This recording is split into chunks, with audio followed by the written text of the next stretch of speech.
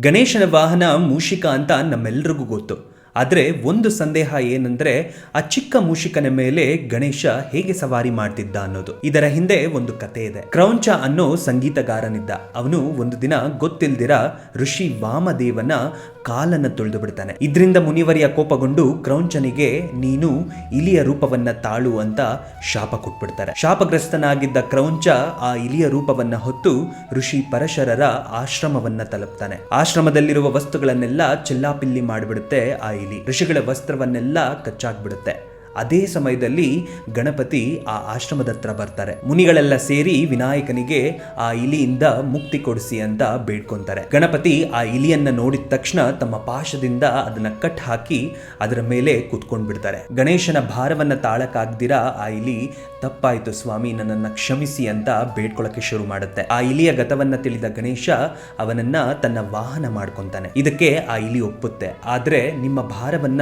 ಹೇಗೆ ನಾನು ಸಹಿಸಲಿ ಅಂತ ಆ ಇಲಿ ಕೇಳಿದಾಗ ಗಣೇಶ ತಮ್ಮ ಭಾರವನ್ನ ಇಳಿಸಿ ಆ ಇಲಿಯ ಮೇಲೆ ಸವಾರಿ ಮಾಡಲು ಶುರು ಮಾಡ್ತಾನೆ. ಹಾಗೆ ಆ ಇಲಿಗೆ ಮೂಷಿಕ ಅನ್ನೋ ಹೆಸರನ್ನ ಇಡ್ತಾರೆ. ಹೀಗೆ ಮೂಷಿಕ ಗಣೇಶನ ವಾಹನ ಆಗಿತ್ತು. ನೀವು ಈ ಸರಿ ಗಣೇಶನನ್ನ ಕೂರಿಸ್ತಿದ್ದೀರಾ? ಹಾಗಾದ್ರೆ ಹೇಳಿ, ಜೈ ಗಣೇಶ.